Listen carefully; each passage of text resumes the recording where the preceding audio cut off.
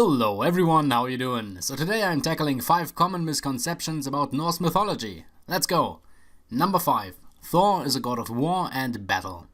Often depicted with his hammer Mjolnir and a rage in his eyes, and said to be the sworn enemy of the Jotnar, or frost giants, many people assume that Thor is in essence a god of war and battle, when in reality it is stated numerous times that he actually doesn't like war and battle nearly as much as his father Odin, for example. He just loves hard-working folk in the fields, being a god of strength and fertility, and of course thunder and lightning himself. I think if people would stop imagining him as a warrior and more like a quick-tempered craftsman or farmer, they would be much closer to what he was originally envisioned to be. Number 4. Thor uses Mjolnir to fly and is the only one that can wield it. This one is probably due to the comics and Marvel movies, in which Thor is not only able to use his hammer to fly, but only the ones that are worthy can wield the hammer.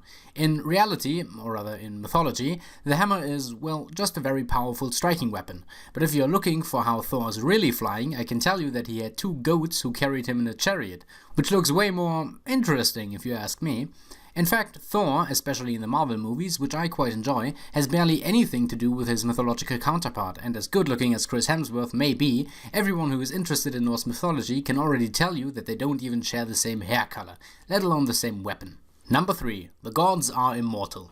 Now, that one comes mostly from people who are not really into mythology at all, and I especially welcome these people to this channel and are happy they kept watching this video. So, yes, the Norse gods are actually able to die. All of them. In Norse mythology, the term god is actually kind of fuzzy, which is why I prefer the term Aesir or Vanir.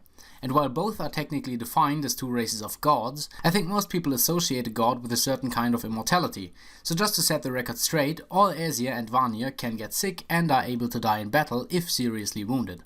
Number 2. Loki is a god and the adoptive brother of Thor. Okay, let me put this one to rest real quick. In Norse canon, Loki is considered to be the son of Farbauti and Laufey, 2 Jotnar who are not considered to belong to one of the races of gods. And no, he was not adopted by Odin either. Funnily enough, Loki is not Thor's blood brother, but rather Odin's, as they both shared a common interest in trickery and hijinks. So technically speaking, Loki is Thor's uncle and not his brother, neither blood nor anyhow else. Sorry fanfictions.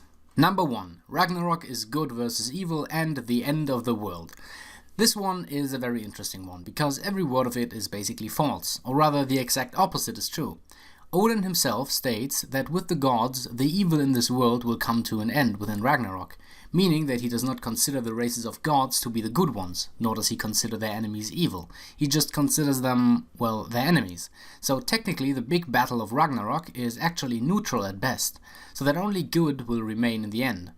Speaking of which, many people I've heard talking about Ragnarok classify it as this Armageddon, in which the gods will die and with them everything in the world will perish, while they are devoured by the beasts Loki brought into the world. But you see, that's not quite true, as there are in fact people who are destined to survive Ragnarok, and not only people but gods as well, including Odin's brother Honir, Odin's sons, Thor's sons, and some others.